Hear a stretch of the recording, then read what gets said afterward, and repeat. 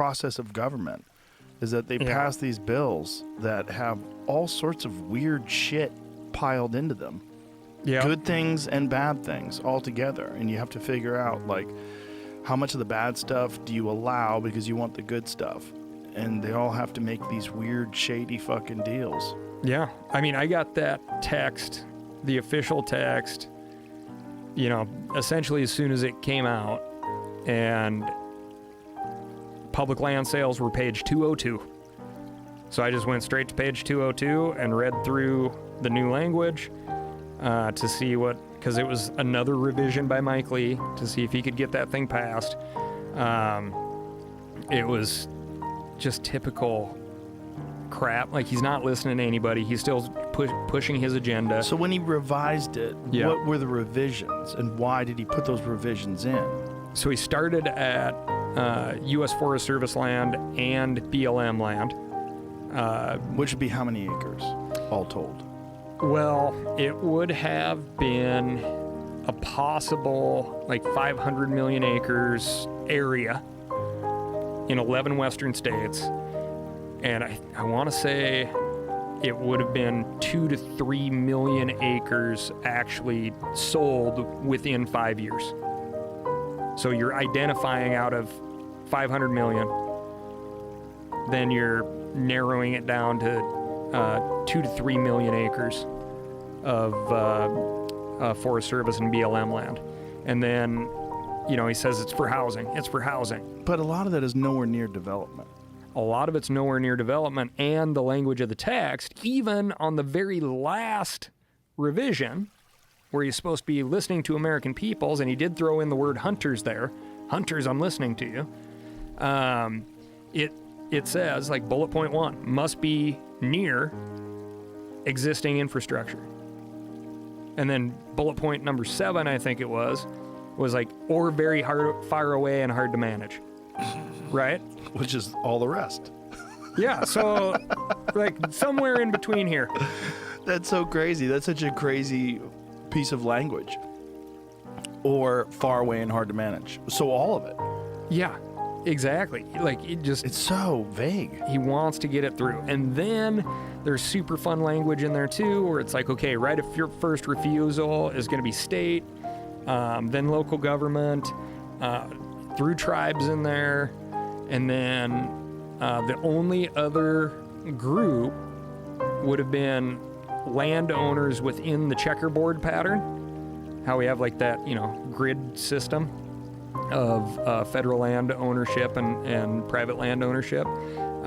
Those landowners could also purchase more than anybody else would have been allowed to purchase. So state, local, then your tribes and local landowners.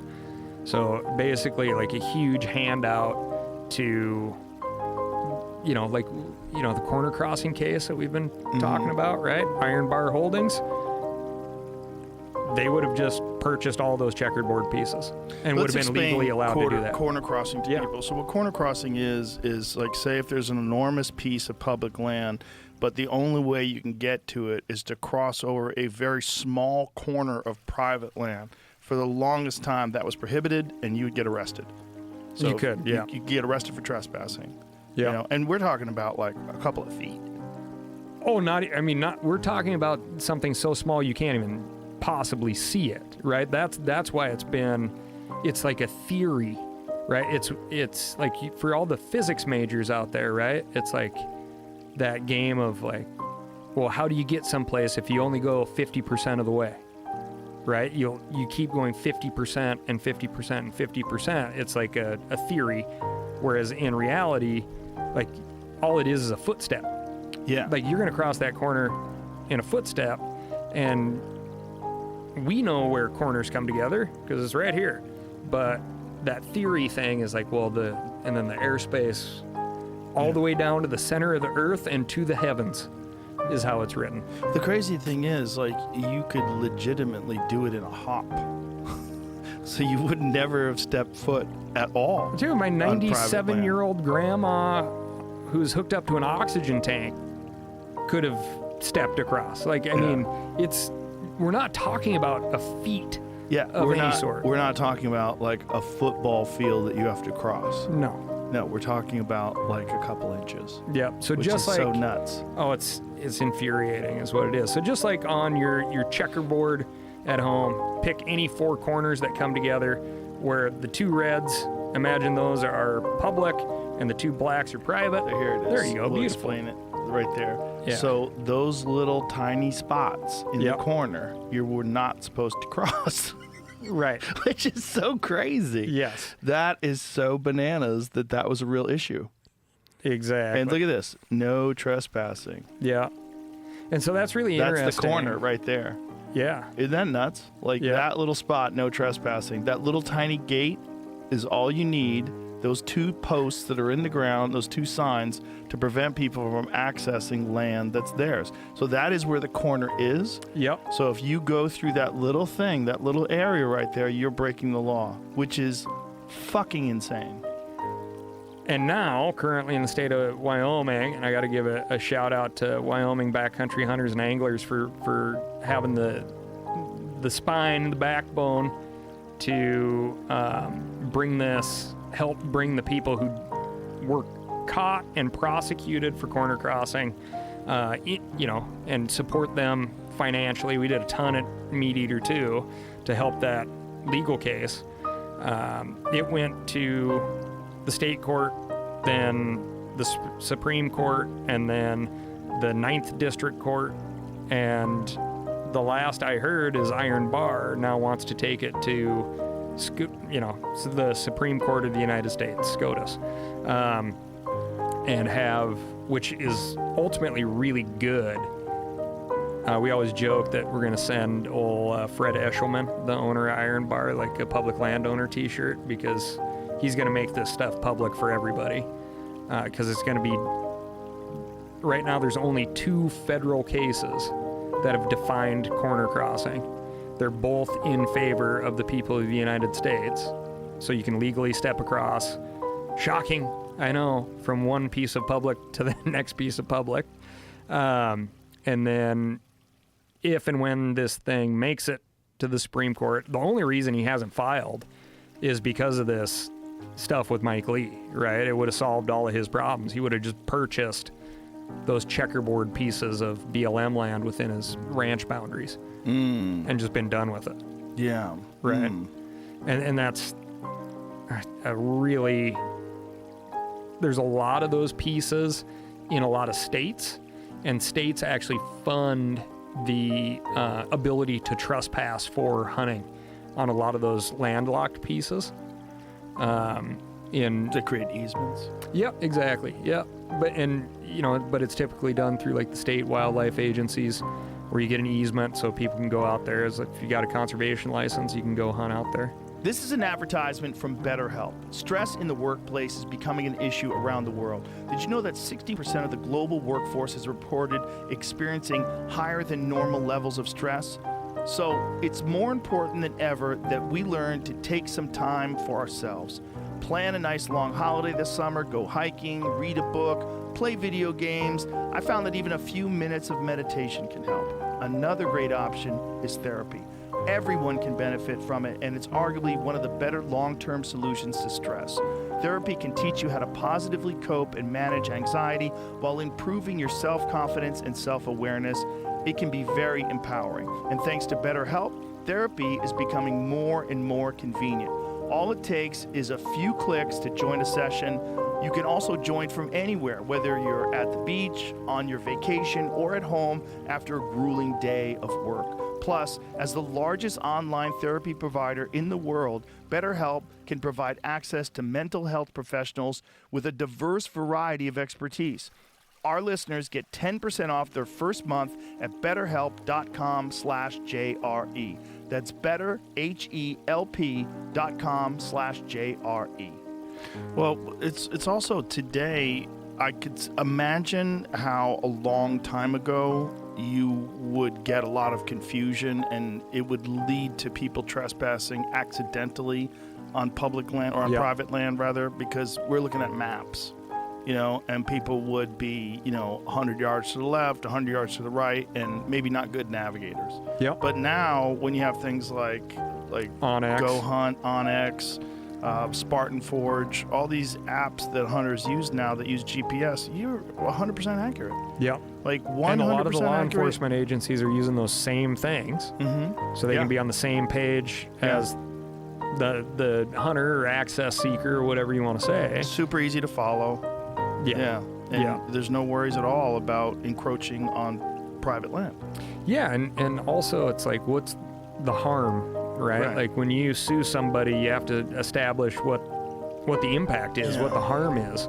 And in these cases that went to the Supreme Courts, they're like, well, what are the damages? Right. Explain to me what the damages are. Right? And they really can't. Right? There's no damages. They just don't want hunters on their property. People that have a lot of land, for whatever reason, I guess it's how they acquire a lot of land in the first place, a lot of them are fucking greedy. Well, there's some strategic purchasers, right? Yeah. But that's a greedy thing. Like, you have 800 acres, and there's this like little sliver, and you're like, no, can't have that. Mine. I know, man. Mine. And then, I mean, there's absolutely wonderful humans on the spectrum. Oh yeah. This dude that I grew up with, we guided on parts of his place growing up. Right when I got my first ever GPS, and the Onyx was a card that you inserted into your GPS, he used to come pick me up so I could open the gates for him, and then he'd just BS, and it was amazing. And we'd drive all over eastern Montana, all on his property, and his name was Leo Solf, and we came up to this fence line, and I was like, Leo, did you know that this brand new fence is 100 feet on your side of the property line? And this was a whole section, right? So it ran for a mile. And he goes, Ryan, can't own the whole world. And just didn't say another thing about it. Like, not worth me worrying about. Yeah. Well, how many acres did he have? Like 30,000, probably. That's a rational gentleman. Yeah, exactly, right? 100 feet. Exactly. But somebody fucked up. But there's people. Whatever. There's people on the other side too. And that's like that old rancher mentality of like, you know what? There's going to be a fire, and we're all going to need to get together and help each other out, and maybe I'll talk to him then about it. Or, whatever, calving season, harvest season, all the things that bring those communities together. These very independent people, they got to work together at different times of the year. And that's like kind of a beautiful thing. You can only be so much of a dick. Right? But then there's that other side now where it's like, I'm going to patrol my property from Florida via drone. Oh, God. And I'm going to hot dial the sheriff's department anytime I see anything that looks like stepping over that property line, right? Whether it's to fix a fence that I'm not there to fix or get your cattle off of my property, I'm calling the sheriff. And that exists too. Sure. Right? Yeah. And it's that community breakdown, which is horrifying to me. But also, man, like, people don't understand the jobs that these lands do, right? And like you're saying, like the urban folks, where that steak comes from, where their groceries come from, it's not the grocery store. Like, there should be an instructional video before you can enter the supermarket, because it takes space, it takes this land. And people think in terms of like, oh, 1 million's a big number. Let's say we do have 640 million acres of public land, right? Well, there's like 1.2 billion acres of land in the U.S. set aside specifically for agriculture. And I think some like private timberland falls in that too, right? So that's private land. 1.2 billion, where the bulk of our food's coming off, ideally. On the public land side of the fence, we have grazing leases. So you can run cattle and sheep on public ground. You pay a minimal, I would say a very minimal fee for that, right? And it's based out off of an animal on that ground for a month. Animal unit month, AUM. And on our public ground, that's like $1, I want to say it's $1.35 per animal unit month. And just in the state of Montana, it just got dropped again, but it hit as high as $24 animal unit month. So if you have those federal leases, it's a big thing that you want to protect too, right? So you have to, in theory, show that stewardship aspect out there on the public land, because everybody can come check it out, to retain your ability to keep running cattle out there, or sheep, or whatever it is. What is going on with that American prairie savanna? Yeah, the American prairie thing. Yeah, so that's in the home state of Montana.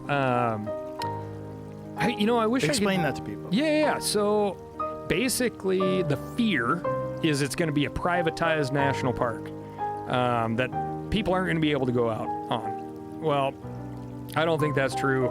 It might be, but I don't think it is. Explain what it is. It is a bunch of private philanthropic dollars, a lot of which is coming from overseas. I think the Dutch have somehow, some way dumped a bunch of cash in there. And it is to connect a bunch of private land and Bureau of Land Management land out there, BLM, into one contiguous chunk, remove as many fences as you can, and allow that chunk of prairie to basically revert back to its natural state with natural species, the American buffalo being like their big goal species, right? They've done an incredible job raising cash to get this done. They're purchasing these places. They would say at fair market value. There's a big argument there because they have so much money. They're going to win a bidding process. So is it really fair? Is what the local ranchers would say. But right now, and knock on wood, for as long as they exist, they're going to keep providing public access, and they have a really good public access program. So they can work with the state of Montana for our private land public access program, where you can sign up either at just like a kiosk type deal, sign-in box, and walk out on their place. But then they have like yurts that you can rent, and So the kiosk is it's just set up as you get there, and you just put in your name and what time you're going there, and do you have to have any kind of ID that you put in there? Nothing? No. I mean, the state of Montana one asks for your license plate number, and your home address and phone number, and that's it. So, and then they have a lot of gorgeous ground. Honestly, when we did our big float in Montana, they own some of that property now that runs right up to the Missouri, right there around Cow Island is kind of where we took out, real close to there. And they own some of the stuff that we hiked around on. Oh wow. Yeah.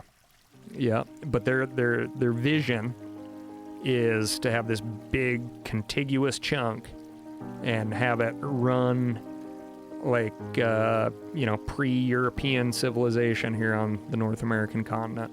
Wow. Yeah. And it's gorgeous stuff, and they provide for some buffalo hunts out there, so you can draw a tag and go out and shoot a yearling or an old bull. And they give you, it's not like a handhold thing. When they say an old bull, how do you determine? Just by sheer size. Just size. Yeah. So you have to be experienced. You have to know what you're doing. Yeah, and they'll give you some classes and some pointers, but they don't hold your hand and say, "Hey, come shoot this one." Right. It's like, here's this information. Return it when you're done. rules of the ranch, all that stuff. Go through this gate, enjoy it, leave it how you found it, type of thing. So, and I've never done it myself, but people have had really fantastic experiences out there doing that. And obviously, that's an absolute shitload of meat, right? Oh yeah. And if they do that widespread, like, what is the ultimate goal? Like, how much land are we talking about? And, like, are they bringing animals in, or are they allowing the existing animals to breed? And, like, how are they doing it? So, yes, to allowing the existing animals to breed, and yes, to bringing the animals in. So, they're coming out of I think the Yellowstone population more than anything. And then they work with the local tribes up there to kind of bring those animals in, and some go to the tribe and then some go stay on the prairie, I think is how it goes. And then the reason that they're allowing for these old bulls to be shot is because they're no longer breeding. Right. Yeah. It's interesting. Have you ever read Dan Flores's piece on American buffalo? Yeah. The buffalo diplomacy. What was it? Buffalo ecology. Buffalo.